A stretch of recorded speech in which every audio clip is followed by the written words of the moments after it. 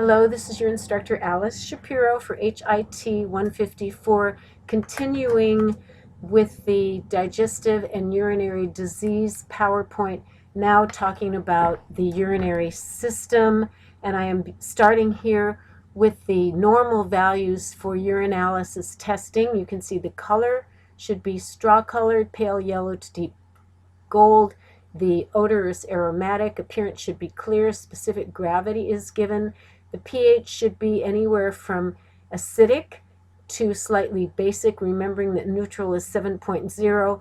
There should be no protein, or at least too little to trace, no glucose, no ketones, and no blood in the urine, in normal urine. We'll take a look first at renal failure. The causes are lack of blood flow, which we call ischemia, blockage somehow to the urinary tract, hemorrhage, or various poisons, and it results in an inability to clear creatinine and urea, increases in blood urea nitrogen and serum creatinine, and azotemia, which is nitrogenous substances in the urine.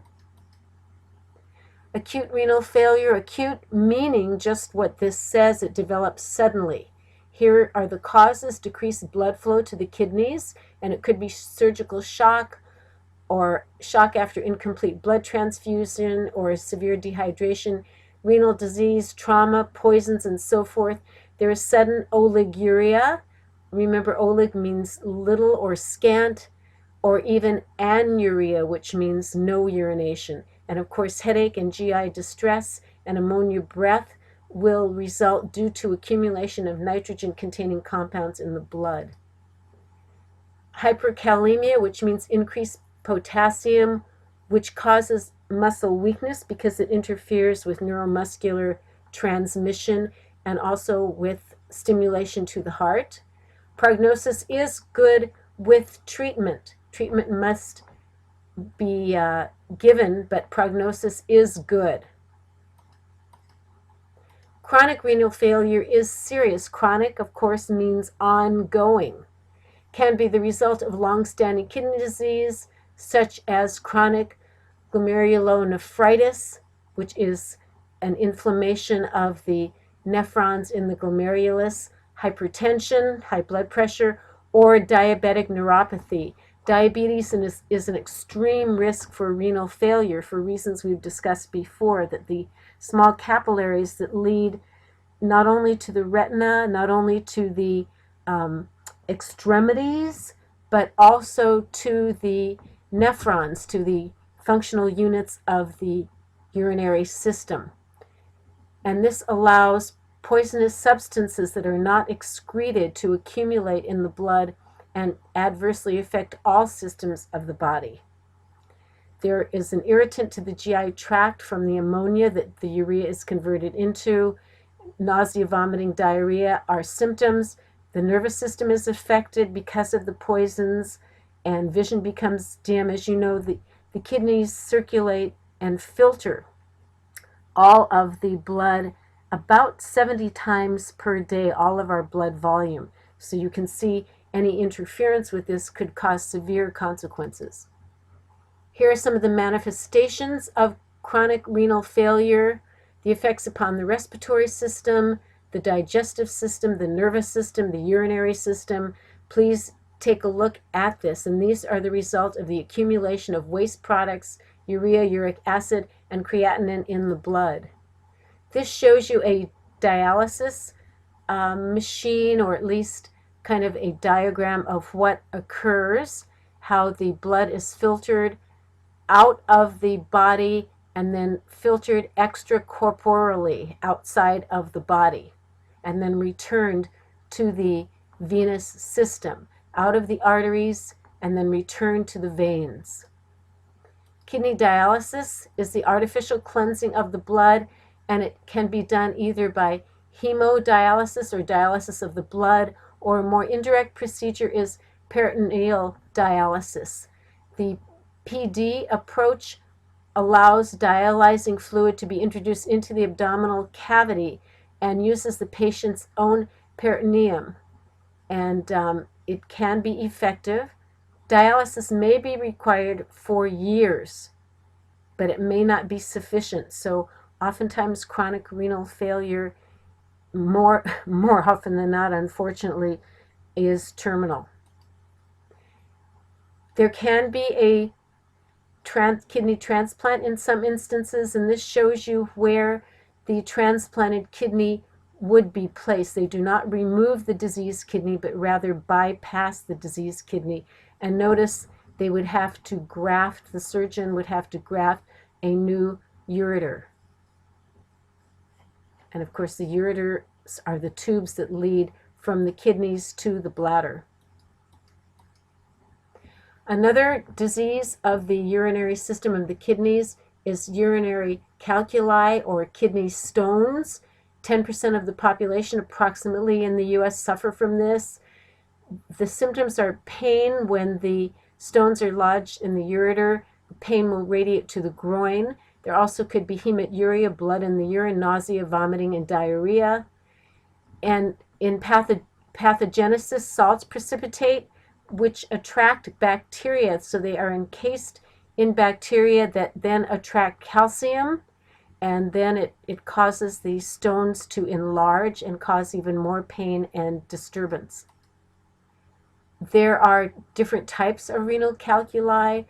Calcium stones are the vast majority, about 80%.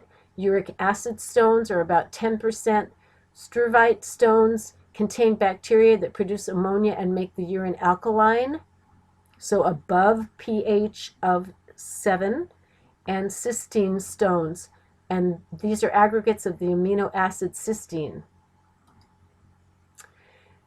The results would be chronic, or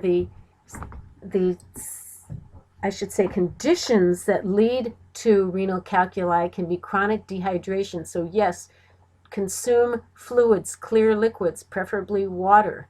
Consume enough of those. And once you experience thirst, that means that your blood pressure is already dropping and your filtration rate to the kidneys is probably already down. So you need to consider hydrating. Bring water with you if you are out for a long period of time. Urinary tract obstruction, recurrent urinary tract infections, and a genetic disorder.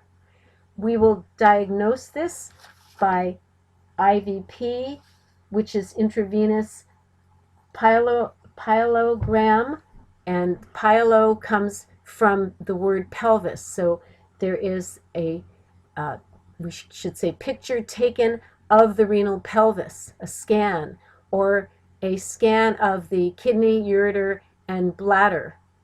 This exam consists of a single x-ray without dye to view the abdominal pelvic region. The treatments can be medications to partly dissolve the stone, and then they can be passed in the urine. Or there is lithotripsy, which can be, I'll show you a diagram in just a moment of how that occurs. Hydrolithotripsy. Litho is stone, tripsy means breaking apart. Or nephrotripsy, which occurs targeting the nephron sometimes. Prevention, as I mentioned, increased fluid intake, 8 ounces of water per hour during the day in order to keep the urine a light color. So a light color of the urine is good. You can reduce the sodium or protein in your diet. Most people in our country, in the United States, consume more sodium than is necessary and more protein as well. Grams of protein required are much lower than the amount consumed. The grams of protein required are somewhere between 30 and 40 grams for a normal individual. Most people consume way, way more than that, and sodium as well. All right, here is the normal renal pelvis on the left of this diagram, showing you the pelvis, the ureters, the renal calyces, and a calculus, a staghorn calculus, could fill the renal pelvis. So there are various kinds of calculi that can occur, anywhere from very large that can fill the entire renal pelvis to somewhat smaller and even much smaller. Here is a photo showing a woman about to undergo extracorporeal shock wave lithotripsy. Acoustic shock waves are generated and travel through the soft tissue to shatter the renal stone into fragments, and then the fragments can be eliminated in the urine. A shock wave generator does not require water immersion, as shown right here. And then here's a extracorporeal shock wave lithotripsy, which does require water. The shock waves are generated, travel through soft tissue, just like before, but this illustration shows a water immersion where the shock waves are transmitted through the water. Either type can be effective. Here are some diagnostic tests, general diagnostic tests and procedures for the urinary system. Urinalysis would look at the pH protein, whether or not there is blood in the urine, which there should not be, the amount of urine produced, the color, the specific gravity. They look for abnormal presence of blood albumin, which is protein pus, stones, or casts. Blood tests can indicate dehydration or serum blood urea nitrogen that is high, creatinine that is high, or ammonia, which are not normal constituents of the blood. Diagnostic procedures we've talked about: IVP, cystoscopic examination, which is into the urinary bladder itself, ultrasound, or CT scans. With aging, some urinary diseases can occur. The micturition reflex, the sphincter muscles can lose tone, causing people incontinence. Polyuria, which means frequent urination. And in some instances also urinary retention due to weakening of the bladder or prostatic hyperplasia. Of course, the prostatic hyperplasia would only be in males, but the weakening of the bladder can be in either gender. All right, there are some films for you on the Moodle page about the digestive system, the gastric esophageal reflux disease, and ulcers. Keep in touch if you have questions, and happy studying of these systems.